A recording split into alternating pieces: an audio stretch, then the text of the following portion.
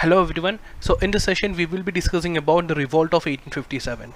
So far we have discussed about the several uprisings, several civil uprisings which happened, that is before the year of 1857. So now we will be looking specifically into the revolt of 1857, which itself is considered as the first war of independence.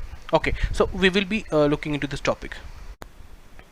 Okay, so we know about the very background of the British rule in India, and we know that is starting from the 1757. That is with the victory of the British there in the Bengal. So starting from that moment onwards, British started acquiring territories. That with the different expansionist policies that British had gone through, we have gone through the several administrative policies, the several techniques used by the British. So with that, and also with the exploitative nature of its policies, so ultimately it led to a revolt that in the 1857. Okay, so the revolt of 1857, it was a product of the character and policies of the colonial rule, which had actually started from the 1757 onwards.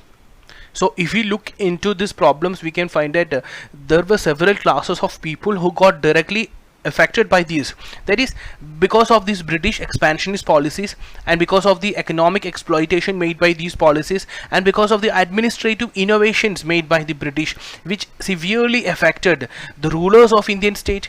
It affected the sepoys, it affected the zamindars, it affected peasants, traders, artisans, pandits, maulavis, etc. And we have already discussed about the different uprisings which happened between the year that is 1757 till the 1857 on till that period. That is the period between 1757 and 1857. There were a series of popular outbursts, and there were because there were several religio-political violence. There were tribal movements, peasant uprising, agrarian riots, and also civil rebellions. So there were two important factors which were the very basic or very cause for this particular revolt. One was the enhanced revenue demands made by the British. Okay, so even in the case of famine years, the British, they made this enhanced revenue demands. And see, the British interference in matters of religious traditional customs, which ultimately led to different rebellions. So now we will be looking into the different causes of this revolt. Okay, so this 1857 revolt, it actually emerged from the all aspects. That we can say that there were several kind of reasons or the causes. If you're looking into that, we have to look into the socio-cultural causes, economic causes, and the political causes for this particular revolt. So looking into the economic causes, there we can see the very high unpopular revenue settlement which was made by the British, which heavily affected the peasantry. That it was the peasantry, all these pressures were placed upon, and see that they never recovered from this distress situation they were in. And also see, because of the heavy taxation, they were drawn into such a condition, they were forced to take loans from the money lenders and also traders. So once they were not able to repay the amount, once they were not able to make the payment back, that because of the non-payment, they were evicted from their land. Okay, and ultimately what we see the rise of money lenders and the traders as a new class or the new landlords. So the old zamindari system, the old feudal system that existed here, it got disintegrated because of the innovations made by the British, and also the very unpopular revenue settlements system which was made by the British. Now look at the misery of these artisans and handicrafts people. What happened to them? So these artisans and these handicrafts people, they were actually dependent upon they got a large patronage from the Indian local rulers. So what happened with the annexation of several Indian states, the very patronage which was enjoyed by these persons, it got cut off. So it was a major source of patronage that these Indian state, these rulers, they were the patrons of these people, that is artisans and handicraft people. Now it got cut off, which was a major source of patronage. Because see, the condition of these native rulers and the nobles, they were they already been in a very distressed condition. So how they can be the patrons of these people? So these native rulers and nobles, they could not now afford, so they can't be anymore to be the patrons. Okay, and see, also these British policies, they never encouraged this Indian handicraft. They completely discouraged the Indian handicraft in such a way that they only promoted British goods. So how actually they promoted the British goods? So we can find out. So we will be looking into this. See, the British they imposed high tariff duties that on the Indian made goods. Okay, so coming to the Indian made goods, the British they imposed high tariff rate or duties on the Indian made goods. So if you look into the case of British products, the import of the British goods, because these imports they were only having a very low tariff, so these British goods they were want to pay only very low tariff so as to import into the Indian market. So these British goods they were encouraged for their entry into the India, whereas see the case of these Indian made handicraft products, see the case of Indian made goods, they were discouraged. Okay, so they were discouraged because there were, we can see that several high tariff duties, several high rate were imposed on the Indian made goods, whereas the very opposite what we can see in case of import, the import of the British goods.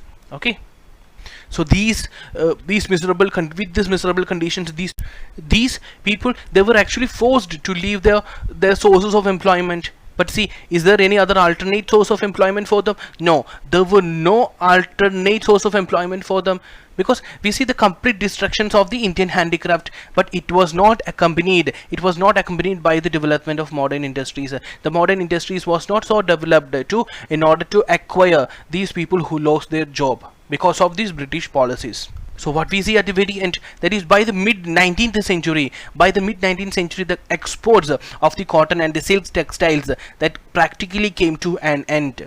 Okay, so it was just because of the one-way free trade. It was not a free trade in the sense that there was two-way, that the free trade was given only in case of one way, because only the British products, the finished British products, they got imported and they enjoyed the privilege of having a very free trade or having a very low tariff compared to the Indian products which got exported.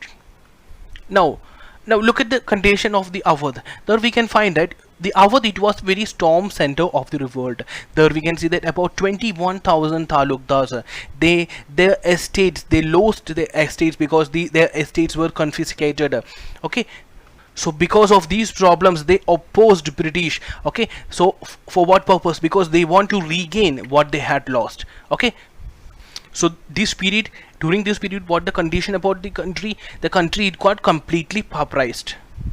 So with this greedy policies of British, the greedy policies which is followed by the British, and also with the broken pledges and promises, the people they lost their faith with the British, and this actually resulted in the loss of political prestige, and also it led to a kind of a suspicion which rise among the people, a suspicion that among the minds of ruling princes also, that these ruling princes they now know that their sovereignty is about to finish. Okay, so so these all were the very background of the this particular situation. Now if you take the case of Mughals, that we can find that with the Prince Fakhruddin's death, that in the 1856 that the Lord Dalhousie he mentioned that the successions will be recognized based on conditionally. Okay, and later the Lord Canning he announced that the next Mughal prince has to renounce the regal title and also the ancestral Mughal places that he has to renounce, thereby putting an end to the Mughal empire. Okay, now looking into the administrative causes, we can find out that the large corruption that were within the company's administration. Okay, so the people got frustrated with this corruption, and also the very character of the British rule, that is having a foreign and alien look in its character. So the people they never trusted British because of this, because the British they never treated the Indian people as their people. So this particular feeling is also there with the people of India. So we can find that this was a kind of absentee sovereignty. Now coming to the socio-religious causes, that the British they believed that they were a superior class people, so the racial overtones and also the superiority complex that they had, which also created an unrest. And see the role of Christian missionaries, the activities of these Christian missionaries, they used the British flag along with them, and this actually looked upon by very suspiciously, it was looked upon by the Indians. And see the several socio-religious reformations which was made by the British, that is abolition of sati, that support of widow marriage, and also the women's education. So these interferences, these social religious reformations made by the British, which is made to the social and the religious domains of Indian society, this these were treated as the interferences which were made to the social and religious domains of Indian society by the outsiders. So the Indians didn't view this as a reformation, rather they viewed this as an interference made by the outsiders into their social and religious domains of the Indian society. Clear? And see the decision made by the British, that is to impose a tax on the mosque and temple lands, though. So and also you see the laws, that is for the example Religious Disabilities Act of 1856, which actually modified the Hindu customs, and it declared that a change of religion did not debar a son from inheriting the property of his health and father. So Indians, they looked upon these changes, these reformations, these changes as with the suspicions. Okay, they only viewed this with the suspicion. So they only thought that these outsiders, they are interfering into their traditional customs. And also see this, the British at that period that had met with serious losses in certain wars, that is the loss in the first Afghan war between 1830 to 42, and also in the Punjab wars in that in 1845 to 49, the Crimean wars 1854 to 56. Okay, so with this the people so with this the people, they come to know that the British, they could also be defeated. Okay, so now coming to the discontent among the sepoys, that is the very core center of this revolt of 1857. So looking to the very conditions of service of the sepoys under the company's army. So certain conditions of service under this company's army which were in conflict, which were against the religious beliefs and the prejudice of the sepoys. So looking into the very nature of these Indian sepoys, the Indian sepoys, they were generally conservative by nature.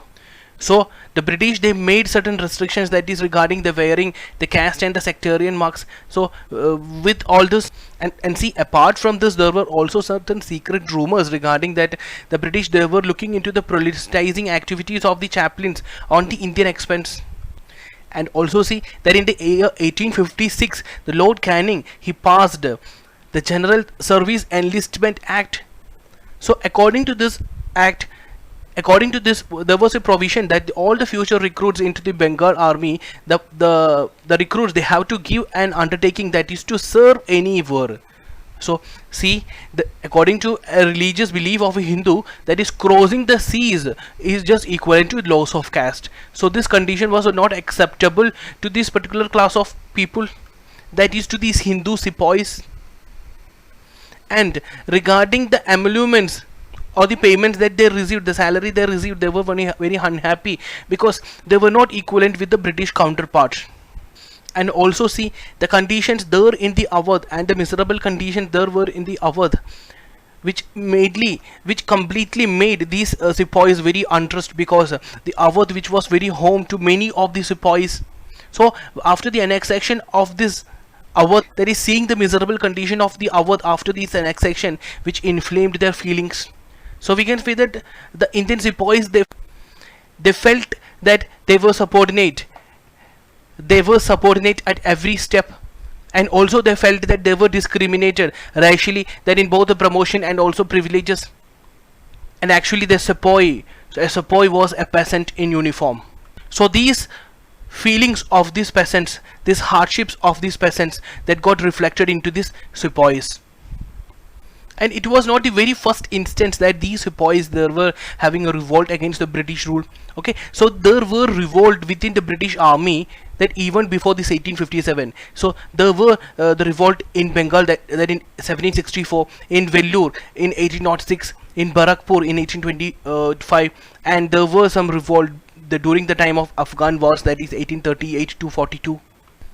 Okay, so now we will be looking into the spread, very beginning, and also the spread of the revolt.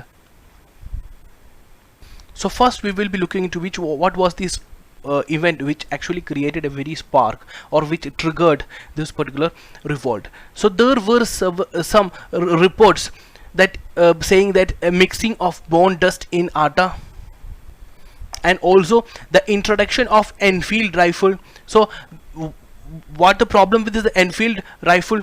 This Enfield rifle, there were a greased wrapping paper that is around the cartridge, which has to be bitten off. So this greased wrapping paper, which has to be bitten off before using. So, and it is reported that this particular grease, it actually was made of the beef and also the pig fat. So altogether, because of this, the sepoys, they felt that their religion was in a grave danger. The problem actually kick-started in the Meerut, which is 58 kilometers from Delhi, there in the May 10th 1857. And later what it happened, it got spread into vast areas, that it spread in the very extent that into the Punjab in the north, Narmada in the south, and Bihar in the east, and also Rajputna in the west. So these were the extensions of this particular revolt.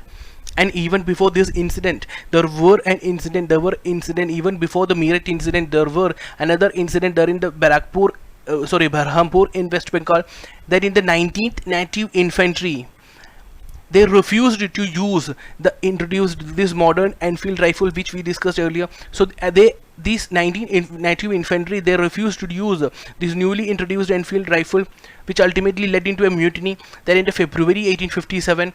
So later what happened, this infantry, it got disbanded that in the March 1857. And see, again there were a problem in the 34th native infantry. And what happened, the Mangal Pandey, he fired against a sergeant major that is at Bharakpur, and he got executed. What happened, the Mangal Pandey, he got executed later, and also the regiment got disbanded. Okay, so now looking into the Meerut incident, that is 3rd native cavalry, they refused to use this greased cartridges. And what happened, 85 of them got dismissed, and also they were sentenced to 10 years of imprisonment. So this actually sparked off or triggered the very mutiny.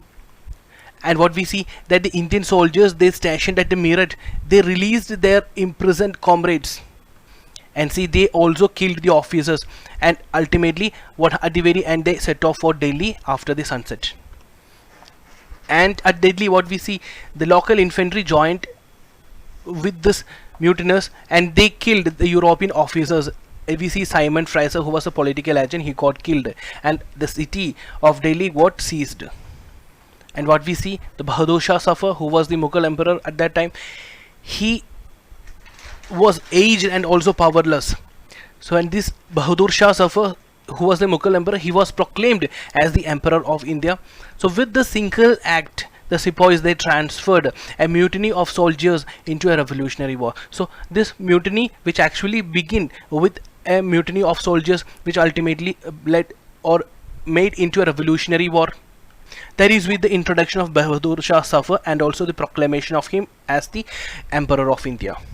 Now the Delhi became the center of the great revolt, and see, the Bahadur Shah Zafar become its symbol. Bahadur Shah Zafar, he was not confident at the very beginning. Bahadur Shah Zafar, he wrote letters to the chief and rulers of India, that is urging, that is for organizing a confederacy of Indian states, that is to fight against the British and to fight and replace the British regime. And you see, the entire Bengal army, it rose into revolt, and it spread quickly into these areas, that is Awadh, Rohilkhand, the Doab, the Bundelkhand, the central India, and also the large parts of Bihar and also East Punjab. And the revolt was not with the sepoys. The revolt of the sepoys, they were also accompanied with the rebellion of the civil population. They also participated in this. So that is particularly these areas, that is northwestern provinces and also the Awadh. So see, the participants, that are the peasants, the artisans, the shopkeepers, day laborers, zamindars, religious mendicants, priests, and also civil servants, they joined this rebellion. So see, these rebels, they destroyed the money lenders, account books, and also debt records, and they attacked the British established law courts, revenue officers, that is tahsils, and also revenue records and also police stations. They destroyed them. So now let us look into the different storm centers and also leaders of this revolt at the different regions.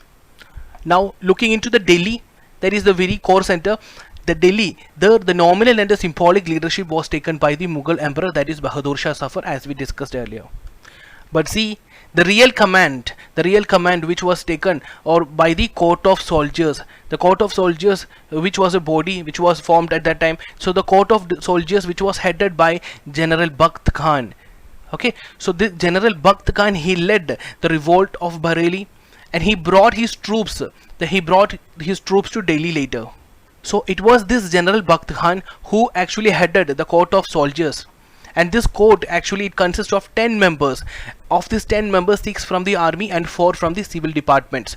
And this court of soldiers, it actually administered the affairs of the state, that in the name of the emperor. And see that the Emperor Bahadur Shah Zafar, he was also aged and he was also weak.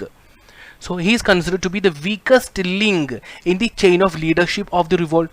And because of his weak personality, it was also one of the reasons for the very failure of this particular revolt.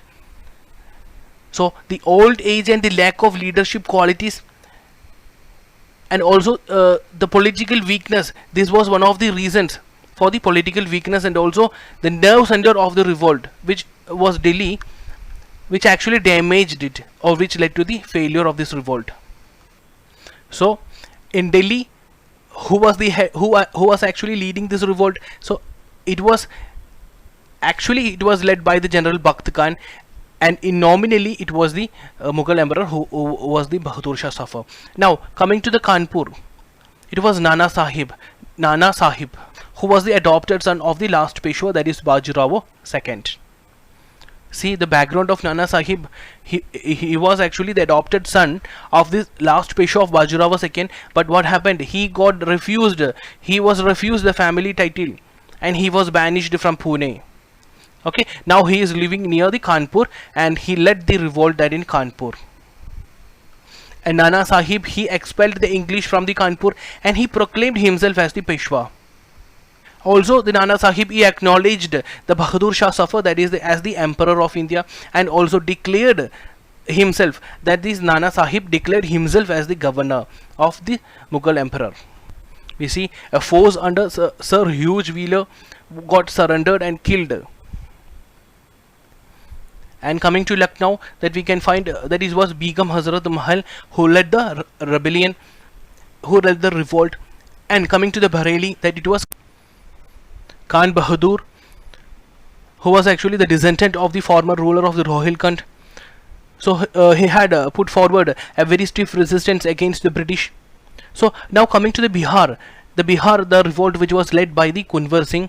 The Kunwar Singh, he was a Zamindar of Jagadishpur who got deprived of the estates.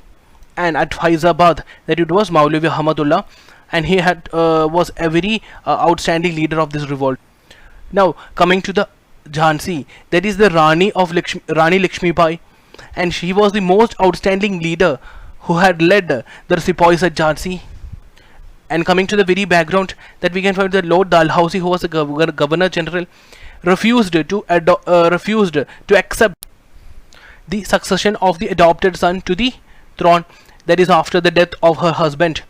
And the British annexed the Jhansi by the application of doctrine of lapse, and also they driven out the Rani Lakshmi Bai from the Jhansi by using the British forces. But Rani Lakshmi Bai, she decided to fight against the British, that she had come with the wording that I shall not give away my Jhansi. And she was also joined by the Thandiya Top, who was the close associate of Nana Sahib, that after the loss of Kanpur, the Thandiya Top, he joined with the Rani Lakshmi Bai. And we see the Rani of Jhansi and also the Thandiya Top, they marched towards Gwalior, and were the local ruler, that is a Scinthia, the local ruler, he had taken the side with the British, and he had taken the shelter at the Agra. So the Nana Sahib, he was proclaimed as the Peshwa. And also what happened at the last, the Gwalior was recaptured by the English, that in the year 1858. Now looking into the suppression of the revolt, the British, they captured Delhi on the September 20th, 1857. The Delhi was the very nerve center. The Delhi was the very strong center of this revolt. So it was captured. The Delhi was captured back in the 1857. And see the Bahadur Shah Zafar, who was the emperor. The Bahadur Shah Zafar, he was taken as the prisoner, and he got exiled to the Rangoon. And see the royal princes were captured and also butchered on the spot they were publicly shot.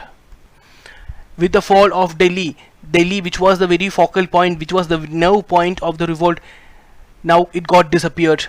So later, from this moment onward, one by one, we see the great leaders, they fell. We see Nana Sahib was got defeated at the Kanpur, and he got escaped to Nepal, that in the early 1859. And see Tandya Top, he was captured and he was put to death later. And Rani of Jhansi, she died in a battlefield near, earlier, that in June 1858. And later the Jhansi, which was recaptured by this huge rose. By 1859, we see Kunwar Singh, Bakht Khan, Khan Bahadur Khan of Bareilly, and also the Rao Sahib, who was the brother of Nana Sahib, and also Maulavi Ahmadullah, they were all dead. And by the end of 1859, we see that complete British authority over India, that it got fully re-established. So now let us check why actually the revolt it got failed. What were the reasons behind that? So see, an all India participation which was absent in this. So we can't find an all India participation, and it was actually limited to certain locations. So it was limited into in case of territorial spread, that we can see here that the eastern, southern and the western parts of India remained unaffected. And what were the reasons? One reason what we can say is that there were several earlier uprisings in these regions which got brutally suppressed by the British, by the company earlier.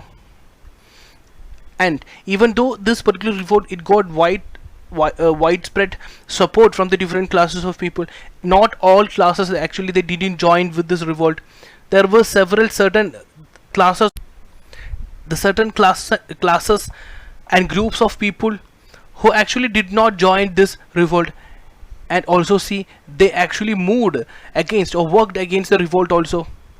So we will be looking into certain examples. Take the case of money lenders and merchants. They felt that they will be they got suffered very badly from the mutineers, and now they feel that these classes of people, they feel that their interest will be much protected under the British patronage, so they supported the British. And see, the educated Indians, they were having a view that the revolt, they were actually backward looking, and also they supported the feudal order. And these educated Indians, they were having a high hope that the British, they will usher an era of modernization, that the British will be bringing an era of modernization into India. Okay, and see, most of the Indian rulers, they refused to join, and see, they also had given very active help to the British. See, the rulers who did not participate in this revolt was Scindia of Gwalior, the Holkar of Indore, the rulers of Patiala, Sindh, and the other Sikh chieftains, and also the Maharaja of Kashmir. They didn't participate in this particular revolt. And you can see, as per the one estimate, not more than 1/4 of the total area, and also not more than 1/10 of the total population was affected. So with this, we can't completely say that there were complete all India participation was there. So, and all India participation was absent. Okay. And see, another reason for the failure was the poor arms and equipment. So see, the Indian soldiers, they were poorly equipped. They were fighting with the swords and spears, and only with the very few guns and muskets. Whereas if you take the case of European soldiers, we can find that they were equipped with the latest weapons, and also they had the system of electric telegraph. With this, they got informed with the movements and the strategies of the enemy, and with this they were able to place the revolt under a control.